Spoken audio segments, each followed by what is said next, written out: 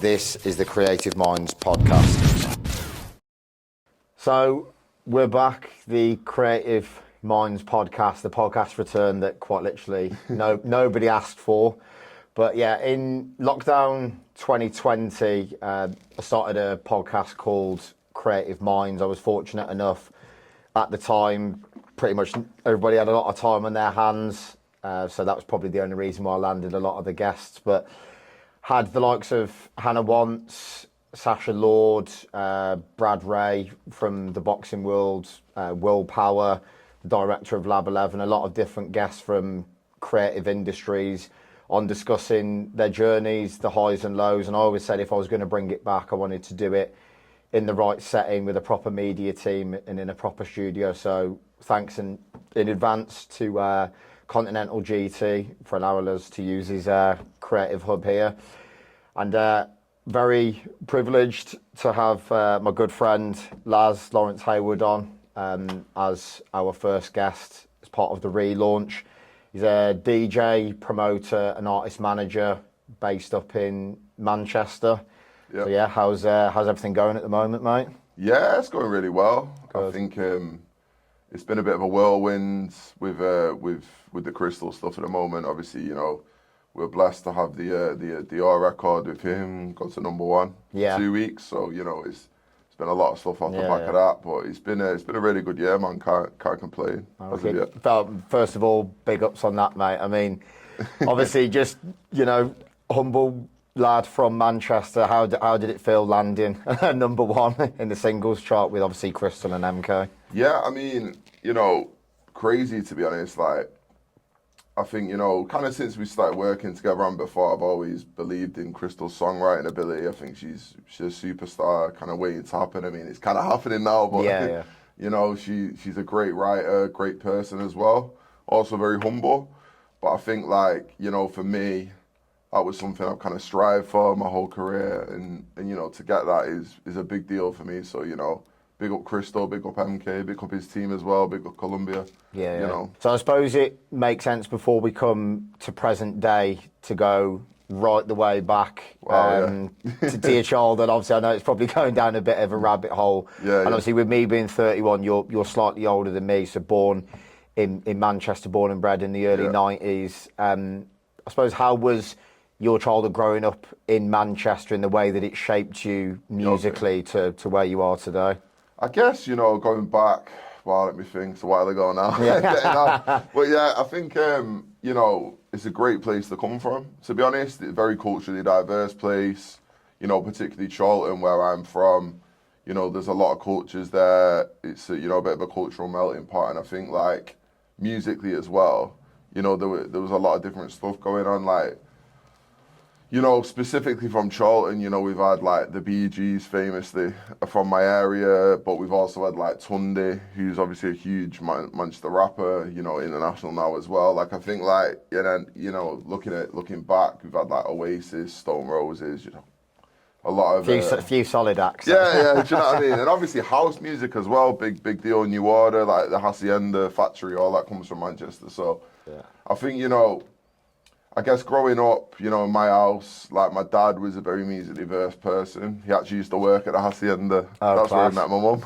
No way. Yeah, so it's in your blood then, brother. There's no doubt about that. So I guess growing up, my dad would have on, everything from Joy Division to house music to Tricky, Goldie, more drum and bass stuff, rap music as well. So I think my mum actually lived in Birmingham when she was younger, so her big music she loves is reggae, lovers rock, a lot of that stuff. So yeah, I think from an early age, to be honest, I was kind of surrounded by that. And then, growing up, going into high school, it was kind of I guess the age when kind of grime and bassline started to emerge. So as a kid, that was just all I was obsessed with. Do you know what I mean? It was, I guess a lot of the big producers were from near where I was from. It felt very like it was surrounding us. Who were the biggest artists within those genres that influenced you? Because I suppose timing-wise, it was perfect. Like you say, when you're going into year 7 to year 11, secondary school, bit more mature. It was I suppose perfect timing with when those genres were absolutely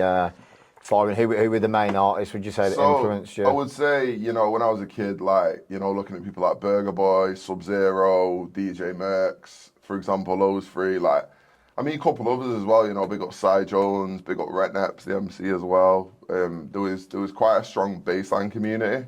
And I think, you know, before that as well, you know, Manchester grime, a lot of people that maybe haven't got the shine that they should have done, but inspired a lot of us, you know, again, like big up Manchester Heights, big up Fiasco, do you know what I mean? Like, tons and tons of people, big up XP as well, like, you know, I'm definitely forgetting a bunch of people, but yeah, do you know what I mean? Too many to mention. DJ K1, Mayhem Crew as well, Shifty, Slay, all the boys, man. Do you know what I mean? Slay is in the one that did the record with Boo. Yeah. So Slay was actually in a foundationary like grime crew in Manchester with an artist called Shifty, who was kind of the first person, I guess, from Manchester to really get the love in London, grime-wise. Yeah. So it's interesting because obviously until I moved to Birmingham 10 years ago, I grew up in Shrewsbury and Telford where everyone would listen to like happy hardcore, like Darren Styles, people like that. But that was never really my cup of tea. So because I had family from here, there and everywhere, I was growing up on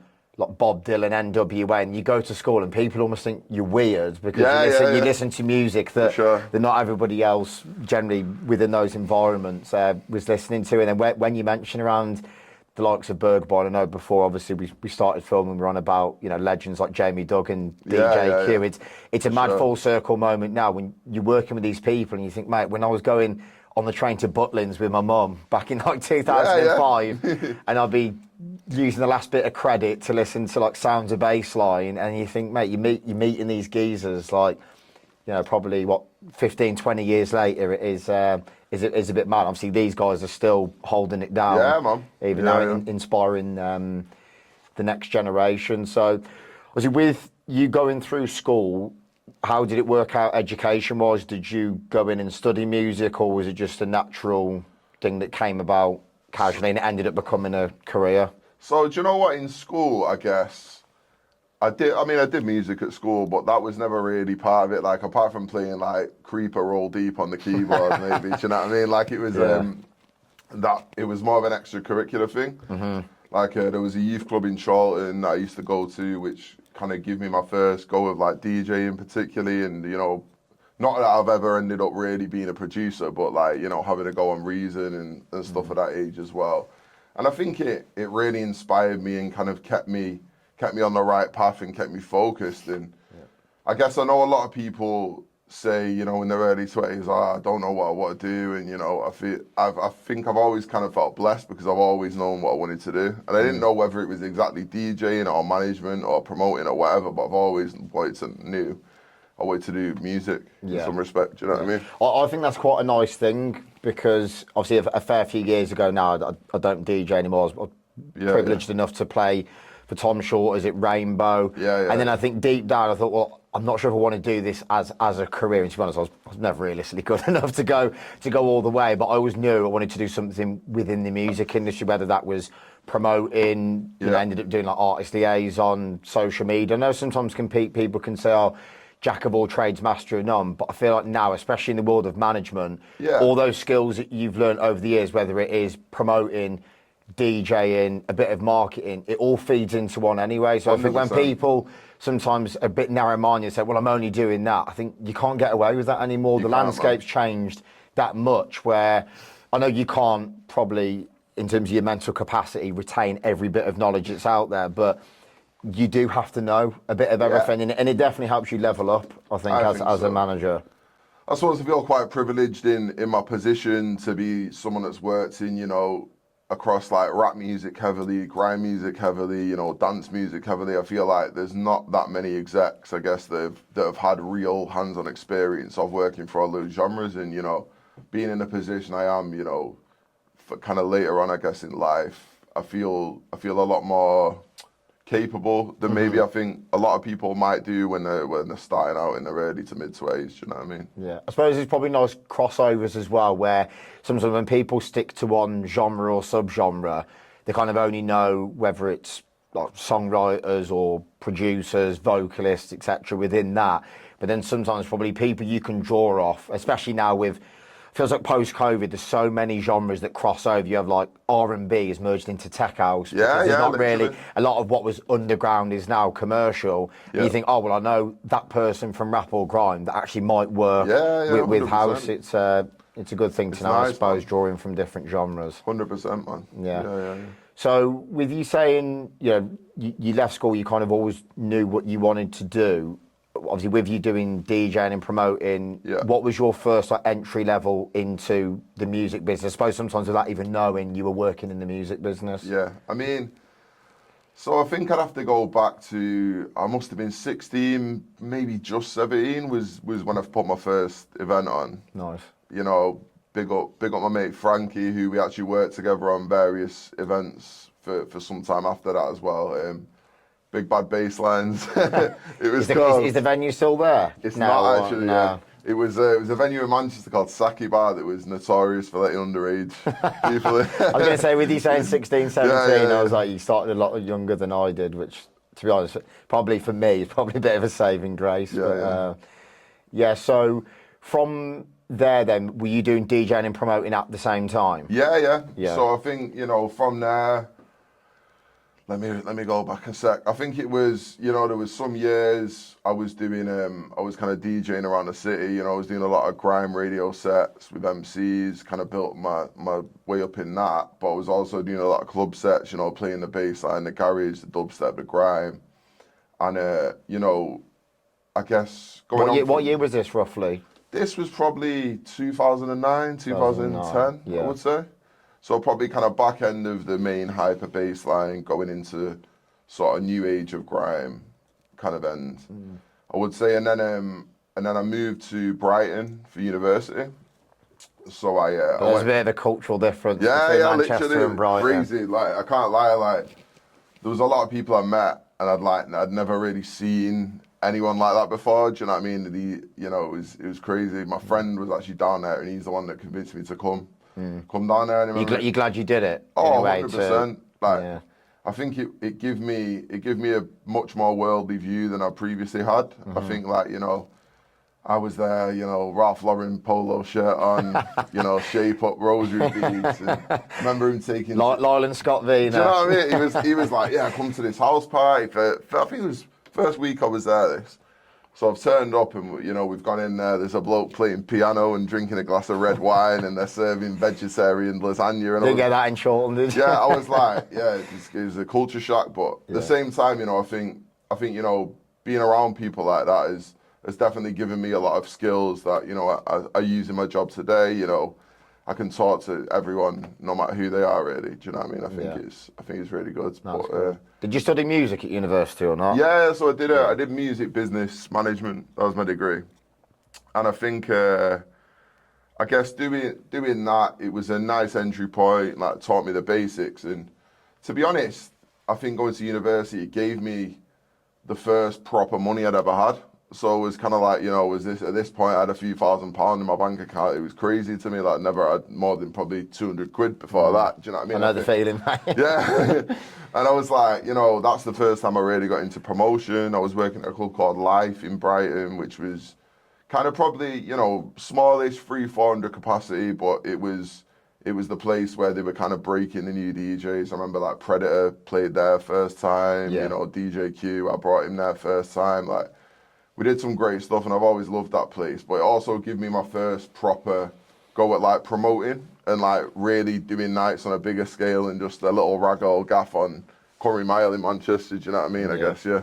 It's interesting as well because I suppose the older people our age will know about how promoting was back then. It was a lot more like guerrilla tactics, boards on lampposts, and even like Facebook was only really properly coming about then. Instagram didn't exist in 2009, 2010. TikTok was like absolutely nowhere to be seen. So it was a lot more old school tactics, which in a way, I think even when I threw my first party in 2016, it was still very much click invite to 1,000 people on an event page, and if they click going, it would smash the algorithm on That's what it your was. Facebook event page. It was like, you go flyer in student areas, whereas now it's like you have to be that front facing personality on TikTok, and that's the product that people buy into. But in a way, without being too nostalgic or being a bitter 31-year-old geezer. It's like I almost preferred it back then because I think then, you'd see people that go out in the trenches, they proper go out. And I know people say, oh, times have changed, the landscape's changed, but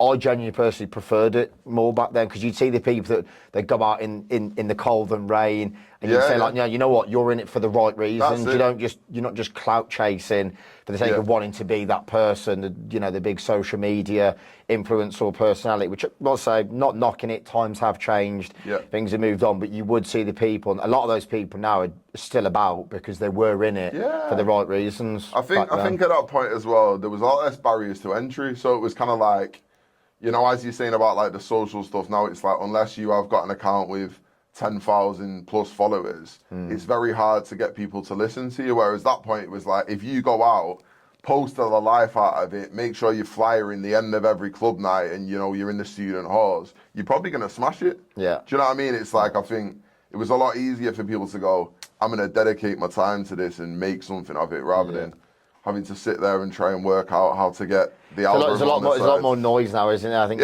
it's a lot more competitive and saturated. And you look at the fact that for the most part, unless you're in quite a wealthy area, there is a cost of living crisis, and your average earner, their money's a lot tighter. So in terms of their experience they're wanting in return, they want more bang for their buck. That they're going to be a lot more picky. But then you're still seeing across the board, so many kinds of experiential events, like different subgenres within electronic music. There's so much noise out there, and like you say now, there's a lot of brands I see, particularly within electronic music. It's almost like the party or the brand wouldn't be what it was without that person who's the front facing figure behind it. You take that person away from the brand, it's got nowhere near as much impact as what it would do. And I think there's a lot of different combining factors in that. I think sadly there is that fickle aspect where, you look like a 10 out of 10 model influencer. You might not even be particularly great at DJing and producing, but your personal brand is that strong. You've cracked the algorithm with TikTok. People will buy into you a lot more than, say, you could be massively talented, whether, like say you're a singer, DJ and producer, but because you're not that well versed in social media, or you might not look like that social media influencer model. It's a bit of a shame in a way. I still do think there's the talented people who break through for the right reasons, but I also think there's this culture that's emerged where people are almost buying into things for the wrong reasons as well. Without being too pessimistic, that's just how I see the landscape at times. I hear you. I think I think there's elements from the old days, that were great, and I think there's elements from the new days that were great. Do you know what I mean? But I think there's always, I guess, going to be negatives around certain things. But I guess we move, don't we? Do you know what I mean? But that's the thing. I think sometimes I'm probably guilty of it as well. I sit there like the old man with his pipe and his armchair, and you sit there and grumble, but then you think, well, if you don't move with the times, the music industry ain't waiting for me or you, regardless of the number one in the charts. The music industry isn't. No, it waits for no one. Waits for no man. So you either move with the times and you learn how to play the game, or you're gonna get left behind. I suppose sometimes it's about learning how to play the game in a way that suits you. I always say to anyone, if you're not using TikTok, you're almost a little bit daft nowadays, because the organic power of that tool compared to a Facebook or Instagram can literally help you cut through the noise a lot easier. And it's not necessarily a case of you dancing around your bedroom like a dickhead. You just have to kind of make it work for you in a way that suits. What a lot of people, think, oh, well, I'm not doing TikTok, I'm not a little kid, whatever. Maybe not so much anymore. I feel like people are kind of getting to grips with it, but we are still in the infancy of that platform. So, there's a lot to be said about that. I think at some point that app is going to be, I guess, what's the word? That app's going to be a thing, similar to Instagram, similar to Facebook. Where might be the next thing that comes. Do you know what I mean? Unless you put loads of money on it, your stuff's not going to bang off on there. Whereas now we're in a place where, it can really organically go, and you don't have to put loads of money behind it if it is the right content. So I think, in my head, everyone should be using that and take advantage of that, man. Well, it can. 100%. So going back to, obviously, you just studying music management at university, what would you say were the most valuable things that you learned from your time doing that degree? I guess, you kind of carried on going forwards. I mean, to be honest, just being frank, I don't feel like my degree actually helped that much. I feel like the experience of being there away from home, having some money in my pocket and being able to kind of promote events, meet people, you know, again, being so close to London, like, you know, that was when I first started doing proper pirate radio and stuff. Like, I used to do Nasty FM, big up Marcus Nasty. Do you know what I mean? I used to do Deja Vu as well, big up Diesel, D-Power. But you know, there was no, I guess being in Manchester, it's quite far, you know, being there, it was like, you felt like near to London and near to what was going on. So I would say, like, you know, although, you know, some of that, like, you know, I guess learning about the infrastructure of music business a little bit helped, but I would say on the whole part, just the experience more of being down there really was what the key to it was for me. Yeah. It's a difficult one, isn't it? I suppose. Did you go when it was $9,000 a year, or did you go just before? Just. Yeah. That's not too bad then. Yeah. It's not too bad then. But that's one thing I was umming and ahhing about. I was meant to do history and politics at uni, and I was on a gap year because I ended up doing much better in my second year than the first. And I looked at it, and I was in a similar position to you. You know, I wasn't going to be calling my old dear or my old man saying, "Oh, can you transfer me X amount of money?" And I thought, well, for me to do something for 3 years, if my heart isn't fully in it, I'd much rather go work in hospitality, probably go in the trenches. It might take me a little bit longer, but if I'm earning straight away, I can learn, you know, various skills from across the board in hospitality. It's probably going to serve me better long term, and then see how it is. But the thing is, I suppose it's each to their own, though, isn't it? Like, I guess doing theory and learning about something for a course is great. You know, it gives you knowledge that you wouldn't have otherwise. But I definitely, I'm very for the thing of like, do the thing, figure it out. Do you know what I mean? And get the experience, and that's really what I suppose has got me to where I am today. Do you know what I mean? More than anything else. So what year did you finish uni? Bloody hell. Do you know what? I couldn't even tell you off the top of my head. Would have been mid 2000s probably, so probably 2013, 2014. I was going to say 2013. Around that, maybe 2015, yeah. So did you go straight back to Manchester after that? So I lived in Brighton for maybe a year following my degree.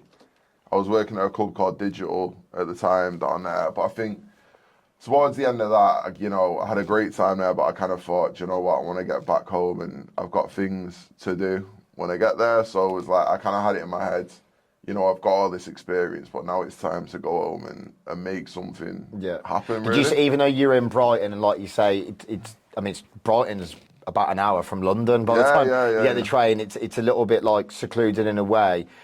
Obviously, logistically, you were never going to be going to and from Manchester and Brighton. Did you still retain a lot of those earlier connections, even though you're in Brighton? So. Like, even when I moved back to Manchester, I was doing radio in London, and I had some residencies in London as well. Nice. I used to play at Fire and Lightbox. There a lot. I'm sure that's where Solid Grooves started with Baby. I'm sure when I've like researched the history of when him and Pausa first started Solid Grooves, I'm sure that was their main first residency in Vauxhall. Yeah, Vauxhall. Yeah, I'm sure that's where it was. Which goes to show, like, to be fair, that club with the lighting was wicked. Sick, man. I loved it. I had some great times. Really good, wicked. I think that's an important thing as well for anybody listening. Is that importance of like, growing your network and not just staying within your home city. Whether that means, you know, not everyone wants to or can move away.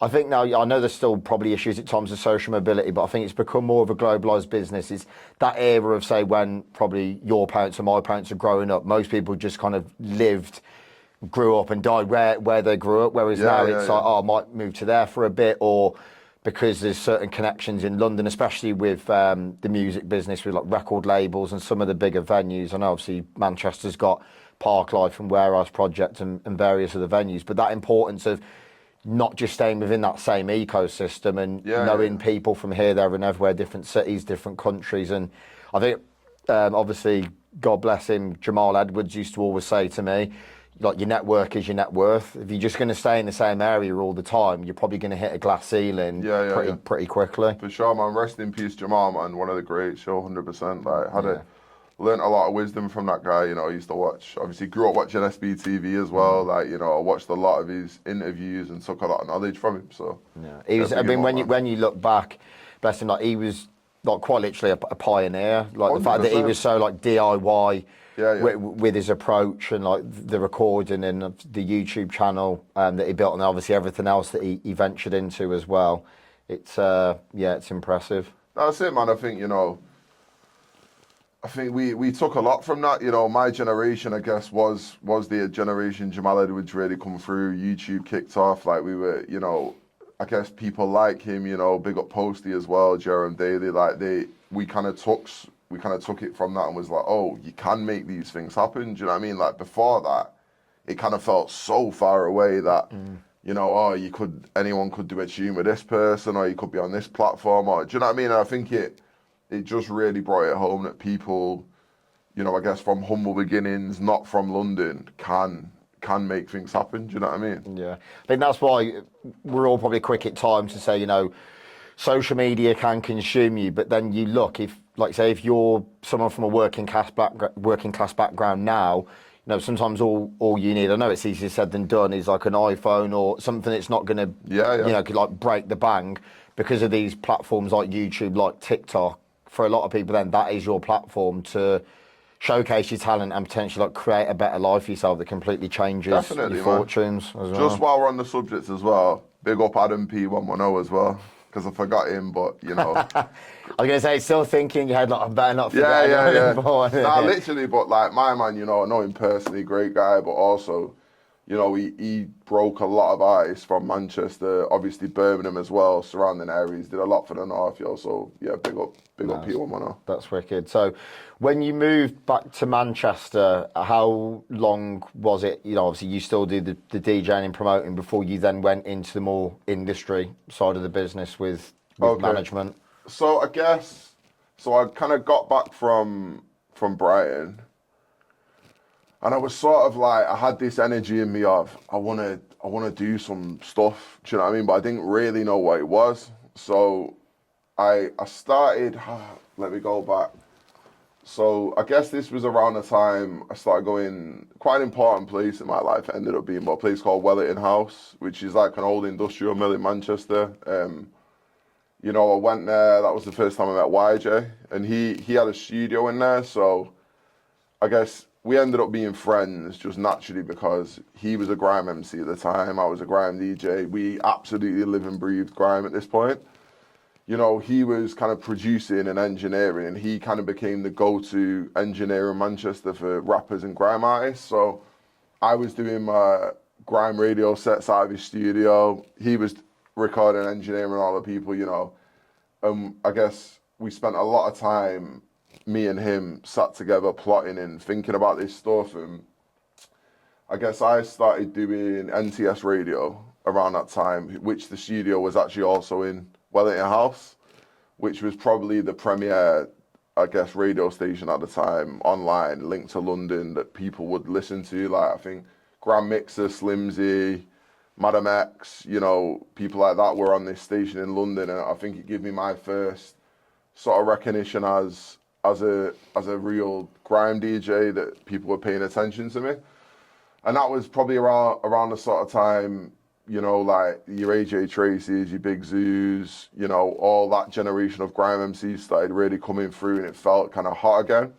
And at that point as well, I was in a grime crew called Burst Gang as well from Manchester, so I used to kind of DJ, and I guess wasn't the official manager, but that kind of gave me my first, experience of management. Okay. Big up Hypes every time, big up XP, big up A-Teddy as well, big up all the family there. Do you feel like you almost fell into artist management without even knowing you were falling into artist management? Well, funnily enough, with that situation, it was like, I think it was a Nasty FM show, maybe not an NTS one, but I had a radio show, and a certain MC was supposed to come and like host my show for the first time, and he didn't turn up, and Hypes was in the studio, and he was like, I'll do it. And then from then, me and him just kind of started rocking, and every week we'd be doing radio together. And then next thing you know, it was like, right, we've got this thing, Burst Gang, there were t-shirts about of it, like people were saying the word and stuff. And we kind of made this little crew, obviously with his friend XP, that he'd been in Higher Stakes and High Rise and stuff with previously. And then I guess that was my first real music industry experience of management because, you know, Mike Skinner kind of got onto us and he really liked it. He was remixing some of the records. You know what I mean? I remember he even took us Blueprint Studios once and like he signed one of the artist tunes to his label and you know he's from Birmingham, isn't he? Mike Skinner originally. Again, big up Mike, man. One of the first people in music to properly give me some real love, and he taught me a lot as well. So big him up. But yeah, so he kind of released 1 or 2 records for us. We also did a record with his outfit at the time. It was called Tonga Balloon Gang. So that was him and a good friend of mine, Murkage Dave. I was going to say that's Murkage Dave. Yeah. He's quality. I remember coming across him. Obviously, he did a record with Jake, didn't he? Every Country. Yeah. I think Skepta produced it. As well. Obviously, there's certain artists. You know, obviously, you go down a bit of a rabbit hole, and you're there like, yo, how does this guy not have probably more recognition than actually what his talent brings to the table? He is hands down one of the most talented songwriters and artists I know. Big up Murkage Dave, man. Another guy, haven't really mentioned him, but his club night in Manchester, Murkage, was definitely a sort of rite of path for me, connected me with a lot of people, and he was another person that really, you know, helped me from my early days in music and made connections. Like even with the Mike Skinner thing, I'm pretty sure he was the first person to show Mike Skinner the stuff we were doing. Do you know what I mean? And you know, he got us on something with Vice and Noisy. He's done loads of stuff for us over the years. Yeah, big up Murkage Dave, man. No, that's wicked. So, with you being fully back in the Manchester scene now, obviously in the world of promoting, talk to me about some of the nights that you were involved with. So, yeah, I guess at that point, there was a few nights kind of on the cards. Probably most namely, there was one called Free Range that was started by some guys in Brighton that I knew. I used to DJ there a fair bit when I was in Brighton. And they were looking to expand. So they approached us, me and my mate Frankie, who I mentioned earlier, who I used to do the nights with, about us doing a Manchester one. So we did 1 or 2, I think one in Joshua Brooks, one at a venue called Kotal in Manchester. And then we got approached by Sankeys to basically said to us, do you want to, like, can we co-pro the night with you in the venue? So yeah, that was a big moment for me. I was like, right, this venue's crazy. Like I've always wanted to work in this venue and whatever. And, you know, they wanted us to run our night there. So, you know, we went in there, we did, I think there was one with Heartless Crew, you know, Deneo, a couple of people. We did another, there was a few.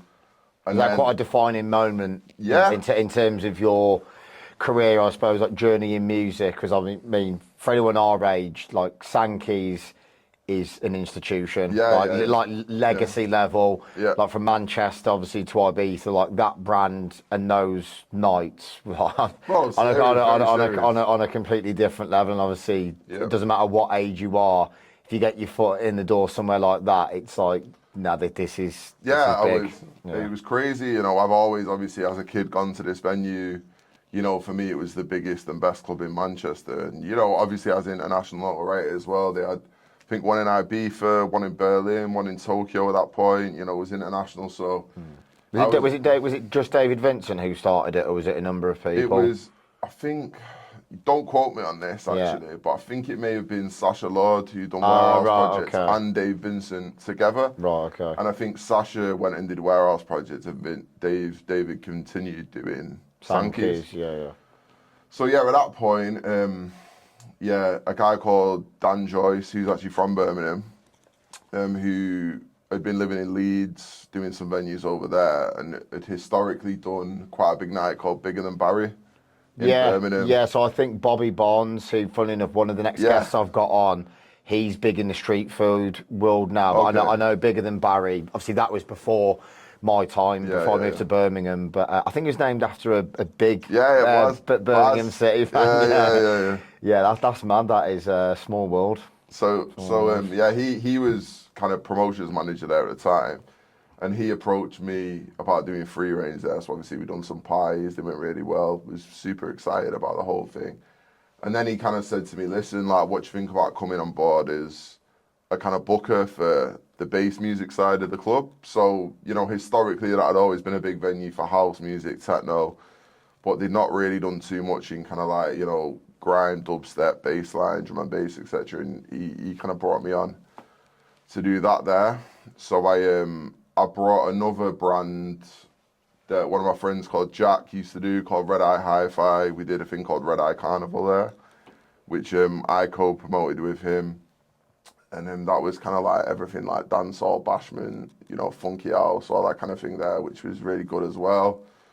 And then, yeah, I guess doing the Sankeys stuff, man, you know, it was a real, as you were saying, moment for me in my career. Like, that had been an iconic venue to me. And I think, you know, beyond that as well, you know, the team there was great. I really enjoyed my time there. You know, it was one of the best jobs I've ever had. So I always loved.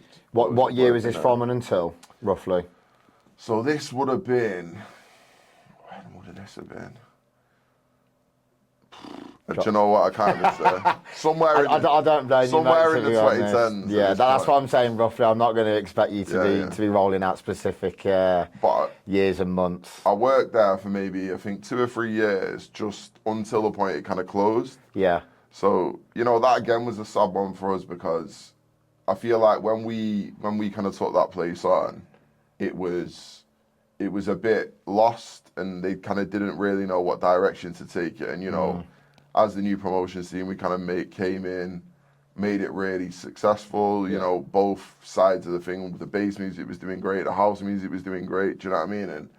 And I think a lot of people think that club closed because they'd run out of money or whatever. But it actually closed because the guy that had that we got the lease off, the guy that owned the venue, just turned around and said, It's apartments, wasn't it? we're shutting it down. I think it's now offices actually. Yeah. But yeah, so that's a common misconception. I think that people think the club was struggling. It was actually doing really well, but yeah. I mean, credit as well, because programming wise, it's probably something I've been slightly guilty of, because obviously I'm very much not house and techno. And I think sometimes it is easy to get in that bit of a narrow-minded, like tunnel vision, one dimension. Where, I mean, obviously Birmingham and Manchester are different in terms of what works and what doesn't. Obviously, you know, at the end of the day, you guys have got Warehouse and Project and Parkline for a start without even anything else. And, you know, the fact that even recognising that and being like you can't be entirely reliant on the same demographic and genres all the time. And you have to broaden your horizons. Obviously, it's a business at the end of the day. So, credit to Dan Joyce, man. I feel like he had a real vision for that place. He executed really well. And I think, like, you know, he kind of came, I guess, more from bass music than house music. And I think putting those sort of bookings in the venue did a lot for it, really, yeah. I was looking at lineups not that long ago, and you look at some of the talent that's on there and, you know, guys that have gone on to literally superstar levels now, and you think, Christ, I'm not sure those fees would cover the capacity of the club and the ticket prices and the bar spend now. It's mad when you look at, you know, artists that were at the bottom of the flyers that were on support are now top, and then guys, you know, it's a bit of a shame in a way that were kind of riding high. Now you don't really see them as much anymore. So it's interesting. So especially post-COVID, I think there's definitely a big landscape change in terms of who fully came through, who kind of took a bit of a back step. It is. It's definitely interesting seeing how things are, especially in the music business. You know, a lot of careers, people have 25, 30, 40 year careers, whereas in that business, to have longevity and to constantly evolve and stay at the top, it's hard work, man. You can be a great artist, you can have, you know, good manager, a good agent, but actually people think it's the breaking through that's the hard part. But when you're in the Premier League or the Champions League, it's there. When you're up with the big boys at the big table, they're like, this is competition. This is where the work starts now, and let's be honest, there's a lot more money involved. There's a lot of there's egos. We all know how it is. That's just the music business. At times there's a lot more at stake. But what would you say, though, obviously, with there being so many legendary nights at Sankeys over the years, what would you say like the top three that stick out to you? I guess I don't know whether this would be everyone's top three, but on a personal level, I would definitely say, you know, the Mason Collective stuff. So that kind of started around the time I was there at Sankeys, and that's where I guess that club night really cut its teeth. It went on, you know, after that to be a super big successful night in Manchester, and then obviously kind of worldwide at this point. But like, I think, yeah, for people of my generation and for me, like the Sankeys nights with Mason, at that point, they were fantastic. It was like everyone from our community used to go, and it was proper like something that felt like it was for the city. So, I would definitely say the Mason Collective nights.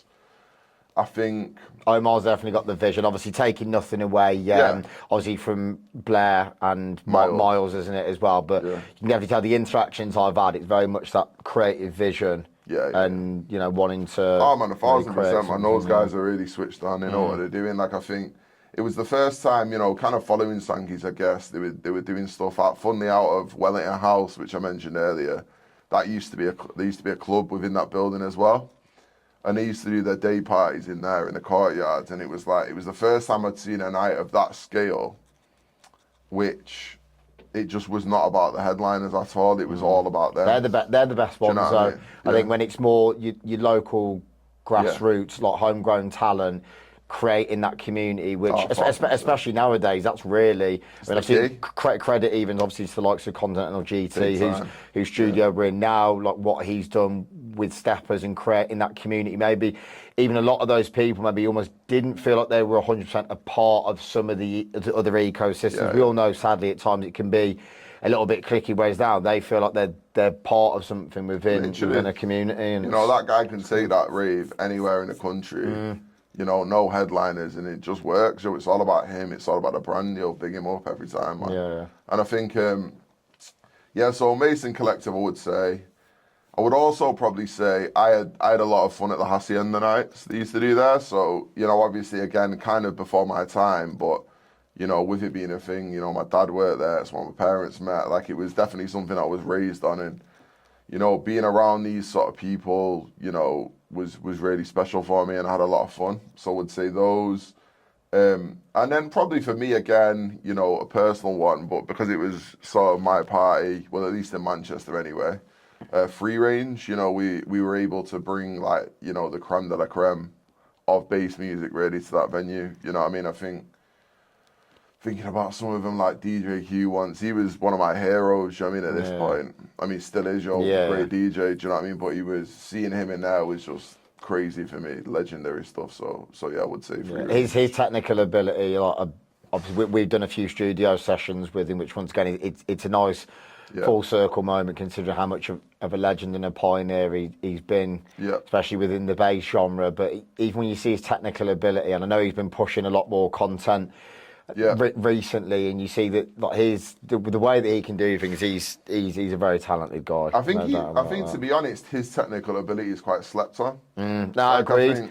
That was one of the conversations I had with him, obviously, because he's been around for that long. And I said, we all know that you're good. But the way that it is to social media now, there's a lot of kids, unless you show them that, unless they're physically coming to watch you or peering over the decks, they don't see that. And it's been good to see now there's like a wider demographic of people that maybe weren't as fully clued up as to how good he is. So once again, I know that we're quick to criticise social media in some ways, but it's definitely a blessing. The further you get on in your career for educating that next generation as to what you bring to the table. 100%. Yeah. What would you say? So that's all three there. I mean, I think sadly, because obviously being here in Birmingham, and I'd go to pretty much like Rainbow or Lab 11 every weekend. I think it was Park Life 2016. And it was the Sunday night, and I think everybody else had gone to My New Leng. I think it might have been Albert Hall. And I said, nah, I'm one of them people. I'll go on holiday by myself. I quite enjoy sometimes going somewhere by myself. And I'm pretty sure I went for a brief period of sobriety. And because I was like loving the music that much, it was like Jasper James, Patrick Topping, Armand Van Helden, which, mate, seeing Armand Van Helden in Sankeys is like... You're not seeing that, and I think that was the same year him and Jack Master went back to back. It was easy in terms of Park Life. It got to be up there as one of the best ever. I think even Park Life, you had the circus stage where it was like Dixon. Then you'd have like Heidi, Solomon, like Martinez brothers, Seth Troxler. But that when it was like prime, like when Tech House was like creme de la creme, like it was like DC10, Circle Loco, like when that sound was before it went to the pure big room. So it was a bit too intense, and yeah, you look back at some of those lineups then, like obviously Hot Creations in Paradise, Patrick Topping, Richie Ahmed, WAF. It was like, wow, to be a part of that period, even as a raver, as a punter, you were there like, yeah, it was an era, man. Yeah, it was a real era that, like, fully. I love that time. And I remember being in there, and obviously a lot of people were like, "Is he all right?" And then they're like, "Oh, what are you on?" I was like, "Mate, I'm sober." And because when you're so immersed in the music and you're fully loving it, I mean, probably one of the brief times when I've been sober. But yeah, it was. I'm sure I stayed there to the end, and obviously you come out and you go back to Piccadilly, and obviously everyone's going to work because it's a normal weekend. It's a Monday morning, and you're there like, mate, I'm having the time of my life here. It was amazing. It was special, just like I say, to even be a part of as a punter. Honestly, yeah, that place, man. Wow. I think back on, just looking through that dance floor and like seeing, the strip lights, like it was something special. I think it's something we've not got now as a city. Like, do you know what I mean? That was for me, like, big up Warehouse Project, great venue, they do some good stuff. But as a club, I don't think we've had somewhere since that has really cut through like that. I totally agree. These warehouse spaces, in terms of the big production, your bigger acts, they definitely serve a purpose. There's no doubt about that. But for me, so you can't beat that proper club environment, that intimate feeling, like you say, even like the really bespoke details, like the overhead lights and the low ceilings. I don't think it's that got can a place be beat. in my heart. You're looking at them red strip lights, man. That's it brings a tear to my eye. The black box, it was at Rainbow, that used to always remind me of that. That was like 2015, 2016, and that almost felt like, even though I think it's pretty criminal to say that replicated Sankeys, because they both had their own identities, but some of the nights you had in there when you were seeing like Sven Vath in like a 500 cap room, and even like Capriati playing all night long and things like that. It's like nowadays, realistically, you're not seeing that in those kind of capacity gas. I suppose we were kind of blessed and lucky in a way to be part of that era. And I did see not that long ago about there was hints about Sankeys returning, but and obviously it's no disrespect, to the people that are trying to carry on the legacy, but do you almost feel in a way that there's certain legacies that should be left where they are, because you almost don't want to not necessarily ruin it, but it was good in that time and it should be left where it was. Sort of carrying it on. With the rebirth Sankeys thing, I think like, for me, on a personal level, I don't think I would go to those raves, probably just because, again, like you're saying, that sits in a particular place and has certain memories for me, and I think for a lot of people, that is the way.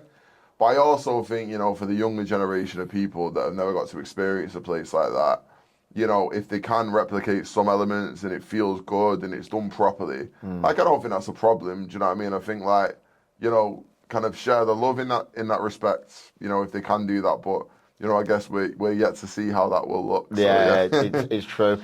It's a tough one as well. Once again, it's probably me looking at it through a bitter old man, like older lens. But obviously, I'm sure we've all seen a change in like the consumers and the ravers. I know that phones play an important part, like capturing the moments. That could potentially, if it goes viral, change someone's life. A big DJ plays your record, but like I say, I think unless it's done properly, whereas maybe some events are a no phone policy, it's a bit stricter on, obviously you don't want to make it too exclusive. It needs to be accessible for everybody. But like I say, I think if it's going to be done properly, it was a completely different era. Like, people, even when I was going out in 2015, 2016, people didn't really go on their phones as much. Like, TikTok wasn't a thing. Like, Instagram was a thing, but it wasn't huge, and it was very much more just about the music rather than it being like, you did have headliners like a Corolla or a Martinez Brothers or a Jamie Jones, but they were few and far between. Definitely. Like, I think, just thinking about Sankeys now, I'm just thinking about that, the change is very apparent. It's like, I guess at that point, we had the event photographer. He'd go around, he'd take the pictures, and then, people would be tagging themselves on Facebook the week after and taking those pictures. It was like, it wasn't really a culture of, we go out and we put phones over, and maybe, that does have something to do with how special that feels to me, I guess. No, you know what I mean? Definitely. So, moving on from there then, what were your next steps? Did you still carry on promoting for a bit after that? So funnily enough, we, me and Dan, who I mentioned previously, we had a lot of stuff booked in at the venue probably 6 months, 9 months ahead of time when we were told, 'cause we were only given 4 weeks notice that they were actually shutting the place. So we had tons of stuff programmed. So we actually kind of went out and did a lot of these headliners, under, free range, different brands in other venues around the city. So that year was actually quite a good year for me in terms of promotion. Funnily enough, with the club shutting down, we had a load of stuff already done. So yeah, that was good. And then from there, I worked at a venue called Hidden for a brief period in Manchester. The Teletech guys got that now. Yeah, so, I didn't work there for very long. I think I was only there for maybe 6 months, something like that. But I had a really good time there as well. Big up Nikos and Christian, who own that club, friends of mine personally. And, they've done some great stuff for the city as well. I think the reason I actually left that job was because I got offered a job at NQ. Mm-hmm. So, just for anyone that doesn't know, NQ was at that point as well, a management company based in Manchester. Primarily kind of like breakout artist was Aitch. Yeah. Is that how it came about? Obviously, I've only met him. I met him briefly with you in Holland last year. But obviously, Michael, is it Adex? Michael Adex. Yeah, Adex. Yeah. So, was NQ founded primarily off the back of Aitch's success, and obviously him and his team wanting then to continue breaking more talent. Yeah. So he obviously managed Aitch. All the stuff happened with him. Blew up, superstar he is today, and then out of that, Adex set up a record label and a publishing company. And funnily enough, Whyjay, my close friend, who we mentioned earlier on, he wanted to sign Whyjay on publishing him. He produced like majority of Aitch's stuff. Still is producer to this day. And then we kind of had a chat, and he sort of offered me a job working on the publishing A&R side for the company. So, I worked with Whyjay there. I worked with Litek as well, and that's how we kind of, I guess, got started in a professional relationship. Yeah. Really, with Litek, funnily enough, we did actually know each other previously as well. He obviously has a background in house music, and was very close with the Mason guys. I used to do a bit of DJing for them at their events. Litek did as well.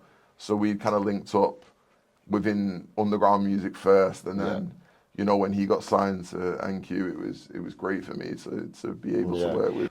So and then Whyjay and Litek were I guess my main publishing clients at that point. We kind of worked together. It felt like a bit of a brotherhood, to be honest. At that point, I think it's been great to have like all our success together. Kind of from the start almost. I think over the 3 years that them two were working on publishing there, we did the RD Flowers record, which is platinum. We did the Tion Wayne and LaRue in for the Kill record, which is now platinum. We did countless, to be honest. There's a lot of hits show from that period. I'm very proud of. Some pretty bog standard stuff. But yeah, I think that was the first time, I guess, I'd come away from the live side of things and worked in the proper like records industry. And I think did you like that change after having done it for a few years? I think it was breath of fresh air. I think at that point I was ready to, and it felt kind of right for me, and I felt like it was the next step as well, because it was always something I'd kind of wanted to do. But I guess coming from Manchester, the record industry wasn't there, so I didn't have the connections, or wasn't in front of the right people, or something I always big up Adex for was like bringing that initial infrastructure to the city, because I think we really needed it. And particularly at that point, he could have gone to London, he could have just set up an office there and cracked on. But instead he went, no, I'm going to hire people from our city and try and build that infrastructure, That's one thing I've always admired from afar, is that kind of mentality, Manchester mentality. Is about like, no, we're going to do things our way and support the North. And obviously we'll probably come on to it in a bit. There's a bit of a North-South divide at times where sadly some people feel like, oh, I'm not really in a position because the infrastructure isn't here. I feel like I almost have to move to London in order to become a success. And really, it shouldn't have to be that way. There should really be that infrastructure in it. Whether it's like music industry level support from the top down, because we all know there is money in the music industry. Yeah, It's of just about course, how yeah. it's reinvested. And to be honest, well, I think like government as well, whether it's Whitehall down in London, whether it's local governments, like we all know how much money goes into the economy, whether it's the live side Yeah, or yeah. the record side. So really, there should be that support. Where I get it's going to be more for like a Manchester or a Liverpool or a Birmingham, like your key major cities, rather than it being like very kept within London Yeah. at times, and rather than it having to be a guy from Manchester, like obviously Michael Adex, who, credit to him, wanted to do it himself rather than kind of giving in. It probably shouldn't have to always be that way, really. No, I mean, I completely agree. But I guess, going back to what you said about that, I think that is something we've always done in Manchester that I am quite proud of. Like, I think we have, a sense of DIY culture there. It is a thing of, the infrastructure's not there, so we're going to do everything ourselves. Do you know what I mean? And I think that's credit to the artists, credit to the managers, credit to the clubs. I think like we've always had this thing of like we have got a lot of sauce in our city that people want, but they want that because we always get it to a point that everyone wants to come and look at it. Do you know what I mean? And I think other cities, sometimes that isn't the same case. I mean, in North England in general, I think we do that, but yeah, big up the money, man, for sure. Yeah, no, definitely. So, obviously, I got introduced to you. I probably should have said at the start of the podcast. Full credit, obviously, to my brother David. Born, Yeah. obviously, like mate, he's like a brother. He's like family. Big up David, man. Great artist manager. All the successes he's had the last few years. Obviously, with the Boo project with Alicia, with obviously just various clients across the board. And obviously he's brought me to NQ a few times for studio sessions, and it is really impressive. I think away from London, that's probably the most impressive like studio space, but just the general infrastructure as to how it's run, like behind the scenes, like back office, like top down. It is it's impressive what's been done there. Definitely, man. For sure.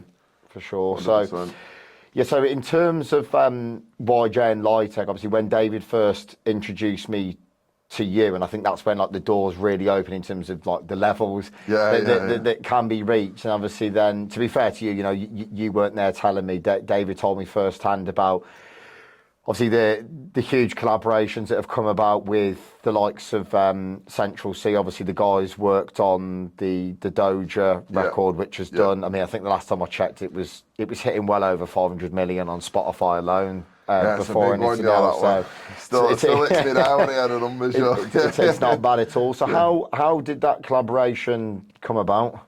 I mean, do you know what? Like, I think credit to Whyjay and Litek for this, man. Like, I think between me and them two at that point, we were quite good at seeing the potential in people. Before they kind of got to where they're going. Really, I think similar thing with him and Aitch, with Whyjay and Aitch. Like he was engineering him and producing from a long time before he blew up. But for that one, I think it was, we'd seen this guy at Central Cee and we were like, wow, these records are sick, man. He's got something, he looks the part, like, even the way he colour coordinates everything, how the visuals look, everything was looking so on point.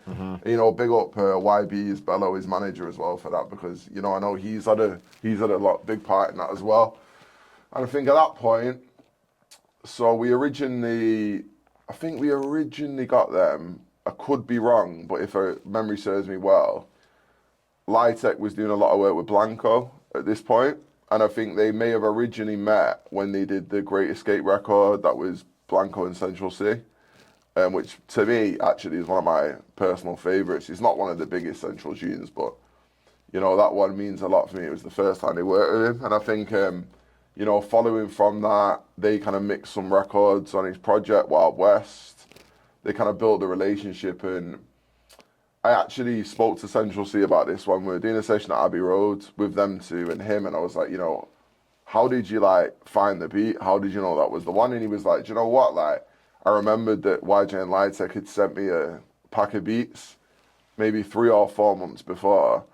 And he was like, I needed beats, and it came in my head. And I just searched in my Gmail, found the pack, heard that beat, wrote to it, and the rest history on that one. It was like, a kind of prime example that really brought it home to me that, relationship building and kind of having that initial thing of like, you know, they'll do some mixing for him and just really building that rapport with someone has then led to him vocaling one of your beats, which, you know, has turned out to be, I mean, obviously he's done a lot more now, but at the time his biggest record, you know, the one that broke him kind of in America. Yeah. And obviously for them, you know, really put them on a whole new level. I think like that was the first international hit they'd had. So yeah, you know, that it is nice as well, like him recognising, I suppose, it in a way, but subconsciously, that like you and the guys recognised him before he was at that level. Because I think sometimes in the business, I know there's like it's a bit of a game of chess, and there's like the whole strategy side and who you align with, but it is definitely a big thing, no matter what aspect of the industry it is, like recognising talent and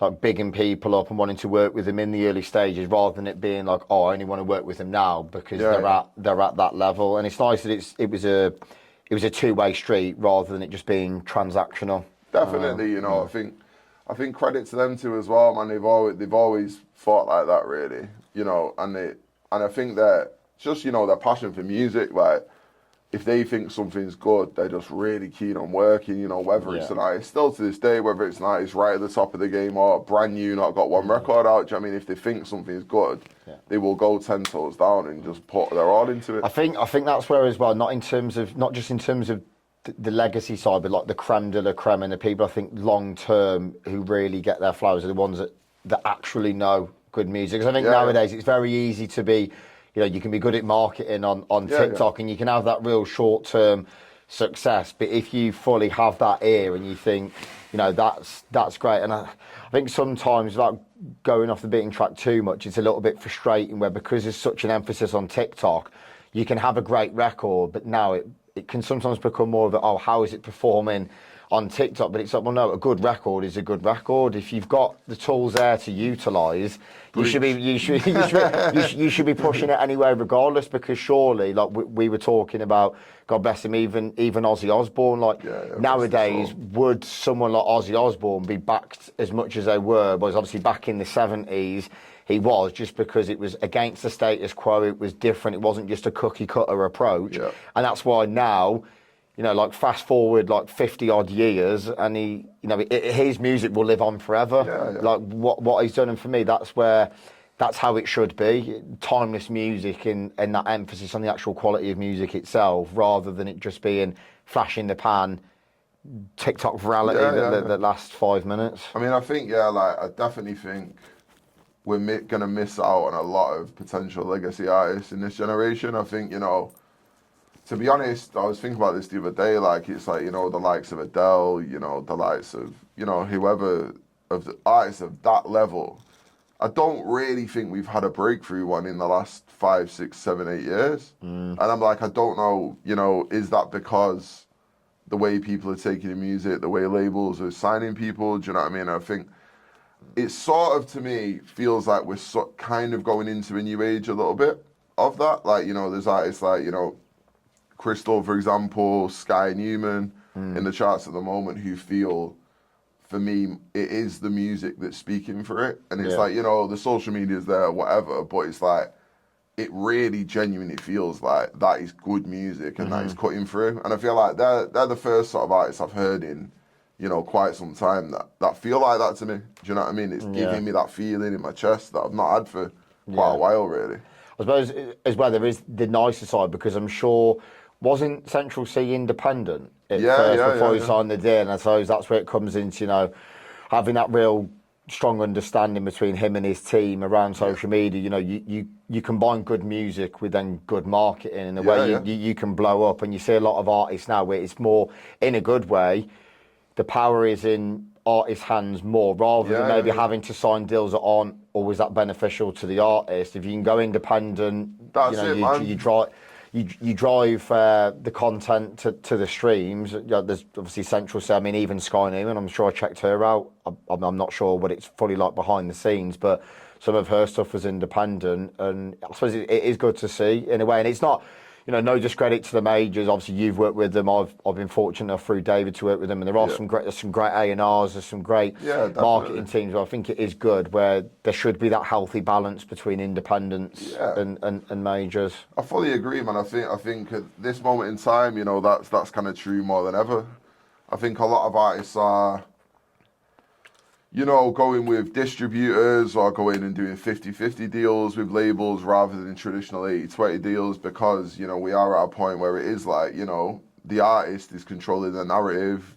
People want to sign stuff after it's already had success. So it is a thing of, if you want my success, why am I going to give you 8% of that? Doesn't really make sense. Do you know what I mean? Business is business and fair is fair. 100%. End of the day. So, moving on from Enki, obviously you work with various acts. Obviously there's Litek, Whyjay. Obviously that's one of the things I wanted to come across because growing up I was a huge Scott Storch fan. I mean, obviously you look at his back catalogue of records that he's produced behind the scenes. I'm sure I was reading not that long ago about, I think the instrumental to Candy Shop was very Arabic influence, which is only when you break it down, it fully is. And obviously, mate, his talent is, you see him on the keys. And Scott Storch, man, he's the GOAT, man. The only guy that can wear shades, smoke a blunt in the club, and still his muscle memory for the keys is on a different level. And I'm sure he was saying that instrumental was meant to be for Fat Joe, and then 50 Cent ended up taking it. I mean, that must give Fat Joe obviously some sleepless nights even now. But obviously, I saw the picture. Obviously, I think it was in America of obviously the guys linking up with him, and I mean, that must be insane as well. You got these talented lads, but from little old Manchester, and you go in that environment with one of the greatest ever. I mean, how did that come about as well? Was that through a lot of the bigger projects that then snowballed into other things? That one came about. So those two are actually managed by a company called Electric Feel in the US territory. So when they started kind of I guess off the back of the Doja hit going international, they went to America, they were doing sessions, I think, with some really big artists and producers and stuff. And I know for both of them, Scott Storch has been a real kind of GOAT and someone they've looked up to for their entire musical career. So, big up Electric Field. I think they put that one together, man. But it was a real moment for both of them. They actually went to Scott Storch's house and were sat in his house. Different level. They've seen the 50 Cent plaques, they've seen the Eve plaques. Do you know what I mean? It's it's crazy, man. I think. Yeah. My man defined the generation of music. It's meeting someone like that and cooking up with him is just crazy.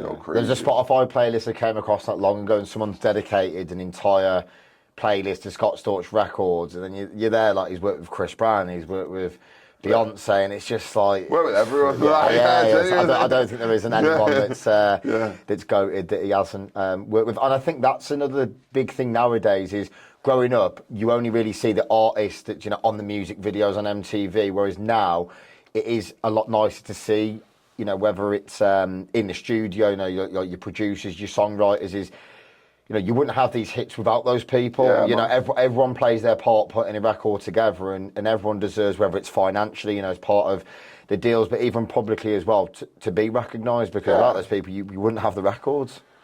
That's it, man. I think even something I've seen, over the past week that's gone through, about major labels having to pay songwriters to attend sessions, pay for their travel and stuff, I think.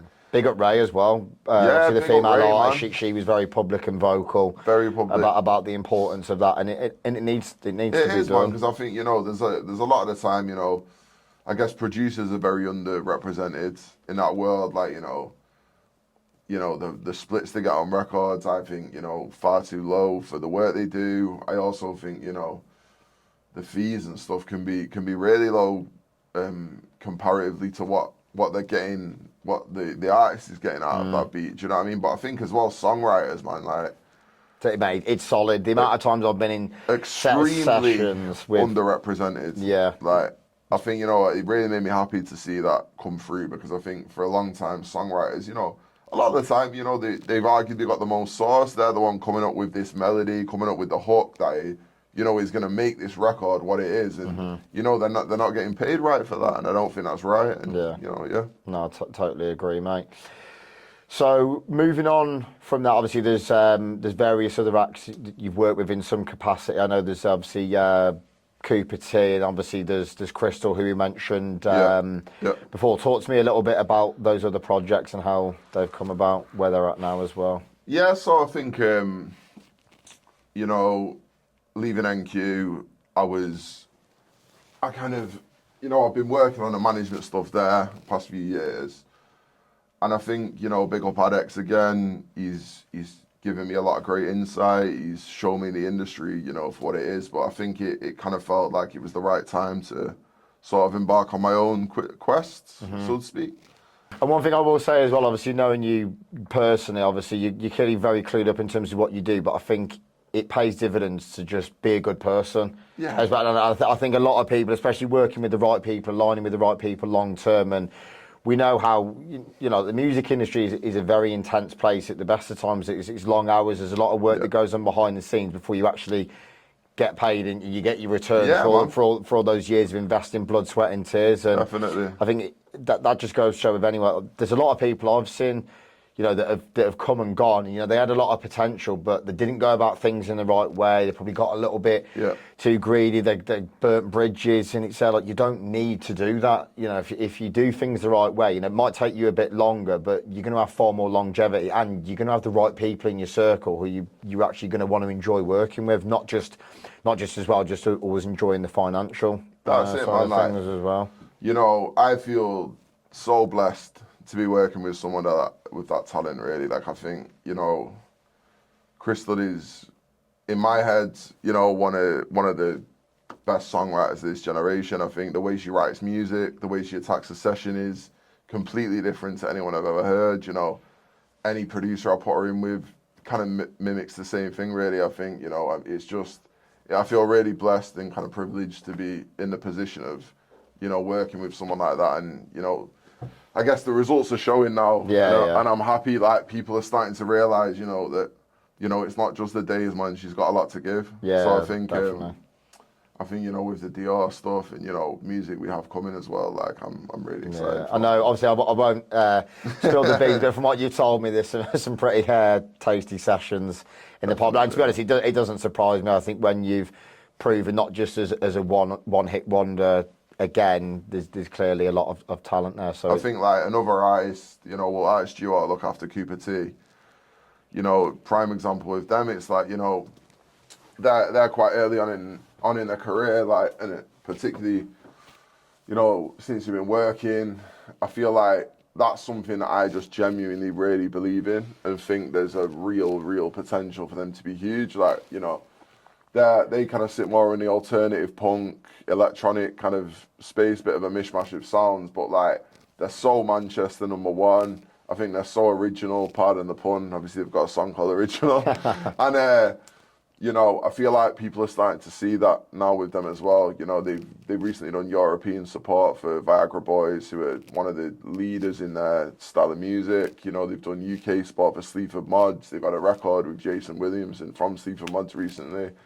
You know, the bookings are starting to come in. I feel like with them, like, it's really nice to see other people who are tastemakers and who are these people whose opinion we respect coming and putting their stamp on it. I think, like, you know, it's refreshing as well, isn't it? I suppose from a management standpoint, because now I think particularly within house music, and I think it happens across the board, you have people that really, they're not creating a legacy, in my opinion. They kind of see something that already works and then they just follow a trend, which for me personally, I don't want to work on something like that. I would rather, when I've got my grandkids on my lap in God knows how many years to come, I can turn around and say, you know what, I've worked artists or projects where there's actually a legacy that's been created. Man. It's not just 100%. That's all I ever set out to do. It's wicked to see. So, I mean, one thing I wanted to discuss about the fact, obviously, you've worked with a variety of different artists. Obviously, there's the production side, there's the songwriter side. In terms of like managing artists, obviously each one's got their own identity, and obviously then how you develop that and nurture it. Like, what is it for you personally, do you think that makes a great artist manager, especially when you've got artists like from, obviously you've got like a female songwriter and vocalist, and you've got like 2 male producers. Like, what is it personally for you that makes a good artist manager? And I suppose some of the common mistakes do you think people should learn as well from like a management perspective, I suppose, from artists as well? I mean, I guess on my end, it's like being able to add value is something that I think is number one. So I think a lot of the time when an artist starts getting motion or, popping off, there's a lot of people rushing to manage that person. And I think that's something that I've never really done.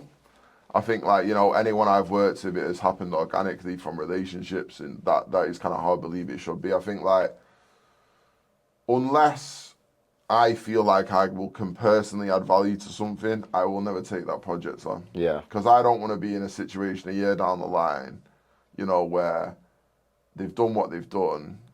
Maybe I wasn't the right person for that, and they're looking at me going well, what have you done, mate? Do you know what I mean? And I think that is something that no one can really say about me. Yeah. I've always serviced my clients well, and I've always added value. So I think number one, don't take stuff on that you can't work specifically. I will add value on.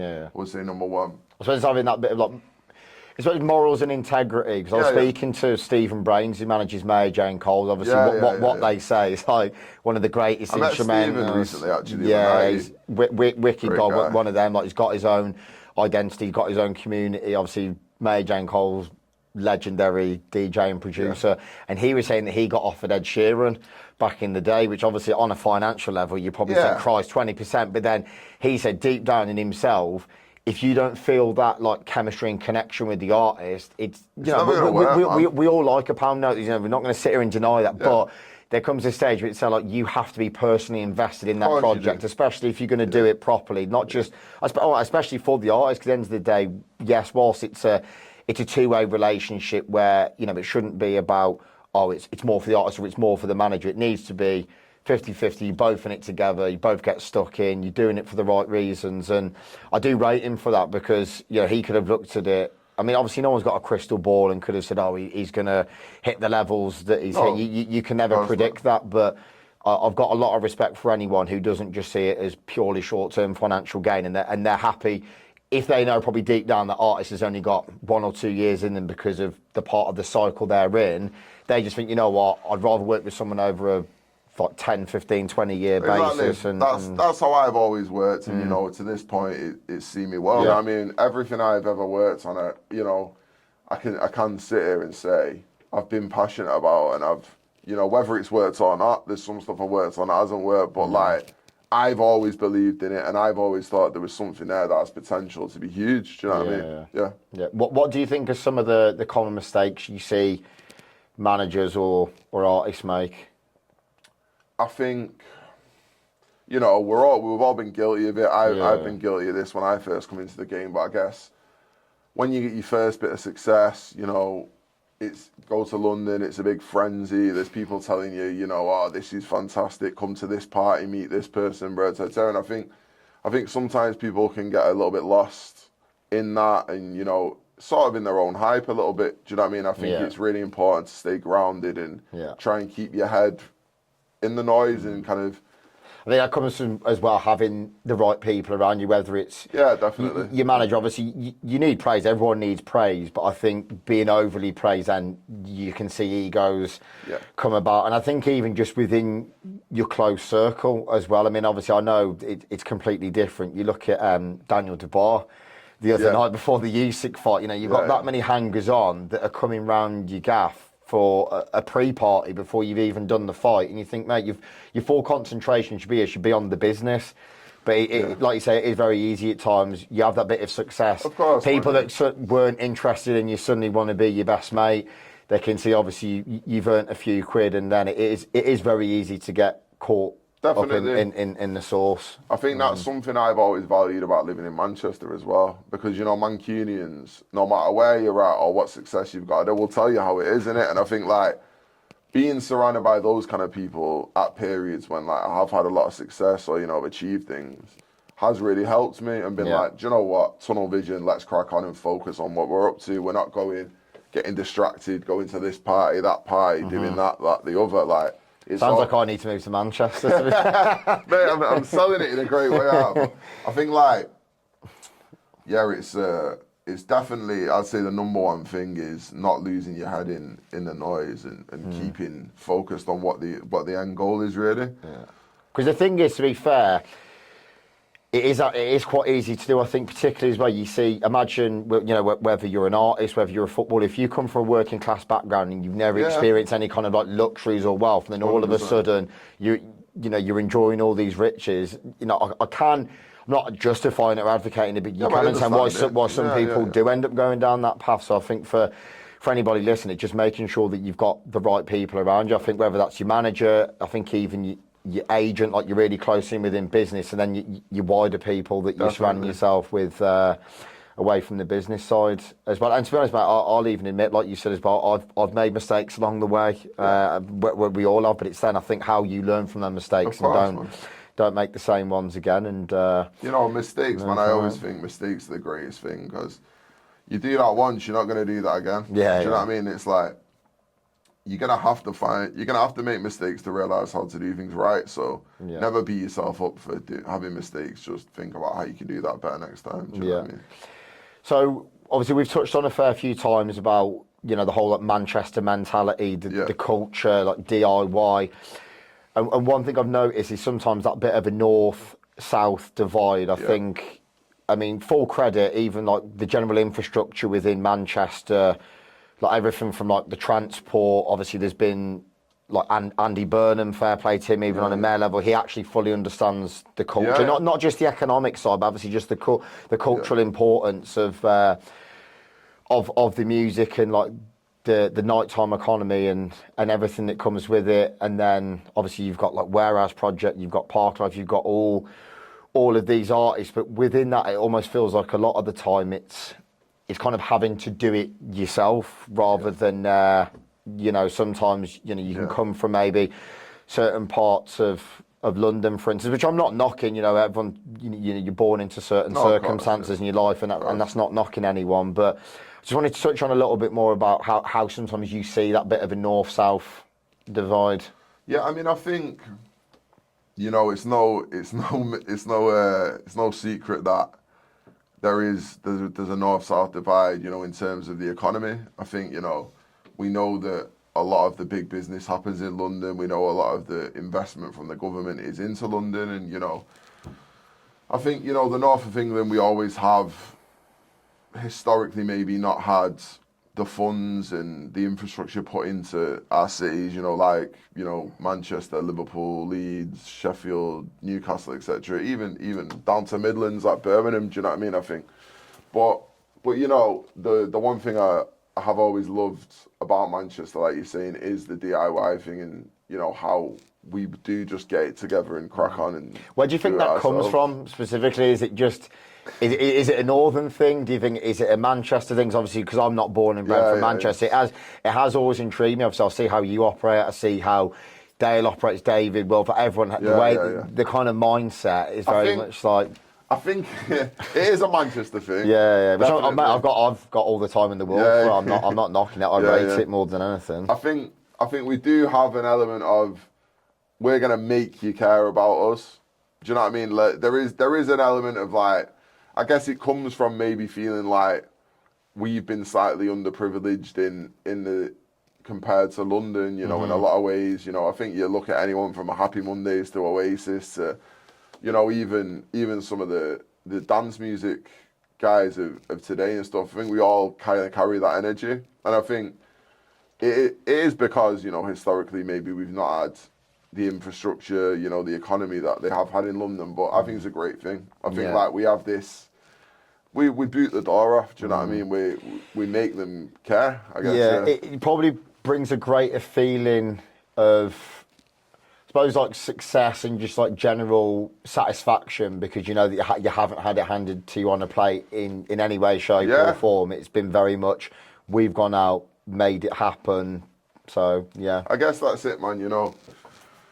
Going back to like Whyjay and Litek, it's, you know, with Chrystal, for example, it's like these are people from humble beginnings. Do you know what I mean? It's like they have not grown up around the music industry. They're not getting put in rooms. They are there because they are really good at what they do. And I think that kind of gives me more satisfaction maybe than, working with someone who's grown up in and around that. Do you know what I mean? Yeah, no, definitely. So in terms of artists, and with you being involved in a lot of different genres through your musical journey so far, who are some of the artists that spring to mind, but you feel like they've almost been like criminally underrated, and you feel like publicly they should get that publicly not recognised, but also by like record labels and just the industry as a whole for their talents and what they bring to the table? I mean, someone that comes to mind, a friend of mine, a guy from Manchester who, is from dance music, a guy called Metrodome. He's been part of a ton of really sick projects that have been amazing. Like he famously was part of the Levels collective from Manchester. They had like Chimpo, Black Josh, Fox, Dub Physics, quite a big group of people who are all masters of their crafts, and he produced a lot of the music. I think him, he's part of a project now called DJ Absolutely Shit, funnily enough, him and another guy. But they're doing really well. Like I've seen they've done Glastonbury recently. They've been getting some really good bookings. It's great to see. But I think like for that guy, man, he's one of the best producers I've ever met. The guy, I've seen him produce Black Josh's whole album. Fucking incredible. Do you know what I mean? He can do rap, he can do jungle, he can do hard style, he can do house music, he can do garage, like whatever he puts his hat to, he's amazing at. And I think for whatever reason, he has not maybe, I guess, got to the point where as many people are as aware of him as I feel like should be. I think, I don't really know why that is, but I think he is criminally underrated. And I think, if you're watching this, anyone, listen to Metrodome and figure him out. Because DJ-wise as well, man, was one of the best DJs I've ever seen. So, obviously, with the journey that you've been on so far, it's been a good few years now. You've probably seen the landscape of the industry change a fair bit, obviously, the rise of social media, even post-COVID, the way things have changed, like consumer habits. Like, what's your honest outlook now when you look at the landscape of the music industry? Obviously, whether you like it's from DJ, promoting, artist manager, like what are some of the positives and negatives? How do you honestly see things and the way things are going? I think negative-wise, I think there's not enough money and time and resources put into artist development. I think because of that, we're going to miss out on maybe some amazing stars we could potentially had in this industry, that would be legacy artists for 100 years. Do you know what I mean? I think that's a real problem. Yeah. I think what else? I'd say positively though, on the flip side, I guess artists have more power than ever before. We're in a place where major labels don't hold the power anymore. The independent route is a well-trodden route that people are succeeding in and have done for quite a while now. I think if you want to get yourself off, there's more tools than there ever has been to do that. I think if you utilize them properly, you've got more chance of doing that than ever before as well, other than obviously being signed to a major label in the 90s. I think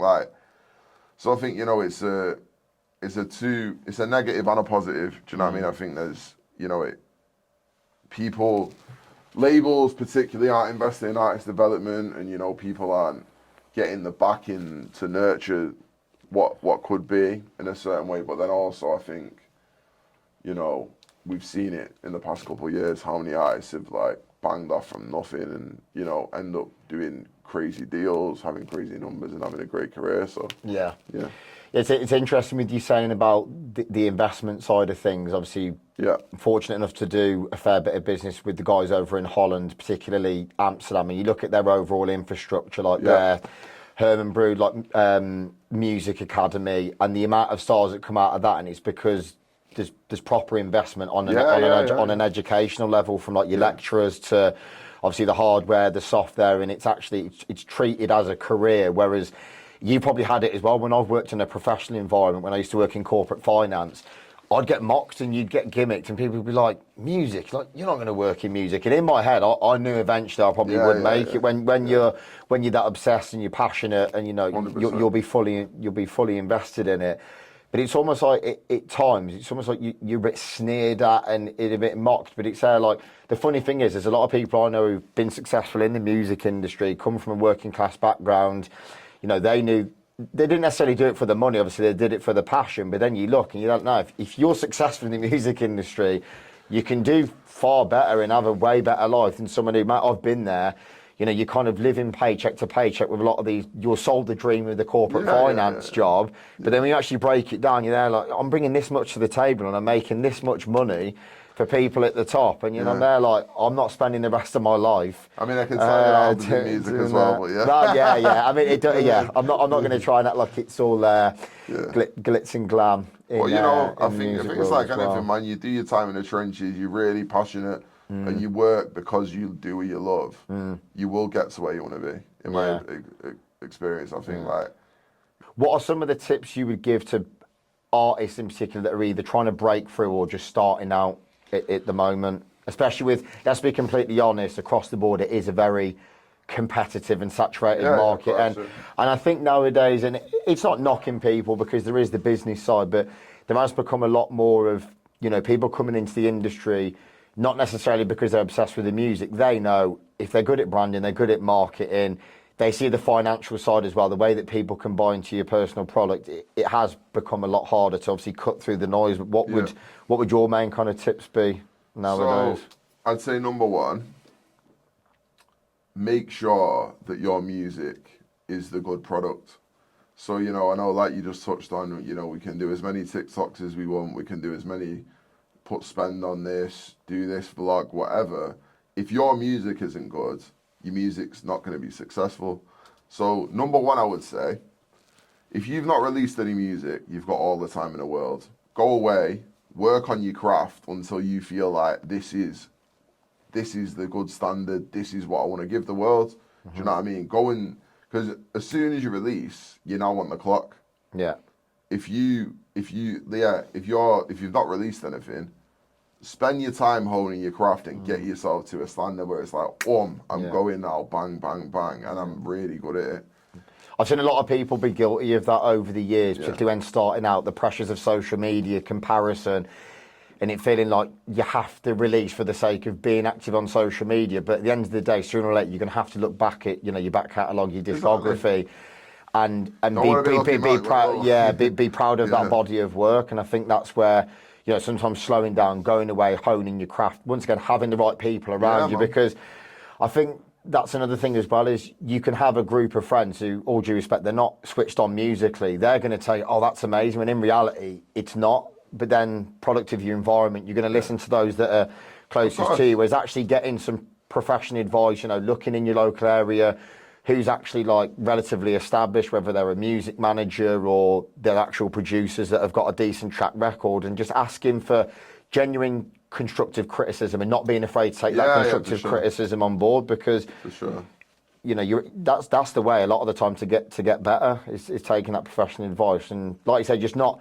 rushing the journey. I think I've been guilty of it in the past, whereas now at 31 I only feel like I'm properly getting started, working with people like yourself and David, and I'm glad that it's taken me a good 10 years and I haven't rushed it. Obviously, I'm not a producer, but you know what I mean? but you go about it playing the long game instead of just try and get everything out rapid. But then, like I say, it just goes down like a lead balloon and doesn't really go anywhere. So I think number one, if you've not released, don't rush it and hone your craft.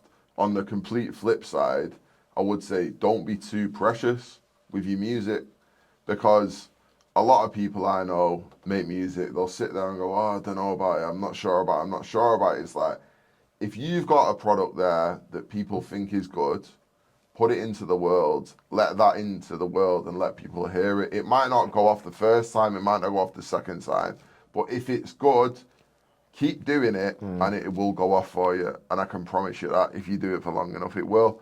I think, don't be too precious about your music. So make sure it's good and make sure you give it time and develop yourself. But at the same time, don't sit there for 10 years going, oh, I'm not going to release this yet because I don't feel like it's ready or the time's right. You know, you have to know and go, do you know what? Right, let the world have it. The thing is with art as well, it's technically never a finished product, so you can There be you you can be really like nitpicking over analytic. Exactly. And I do get it. Some of the best artists out there are sometimes the most like self-critical of themselves, and I do get, you know, we both work with artists, and I do understand that bit of a grapple between both sides of their brain at times, but.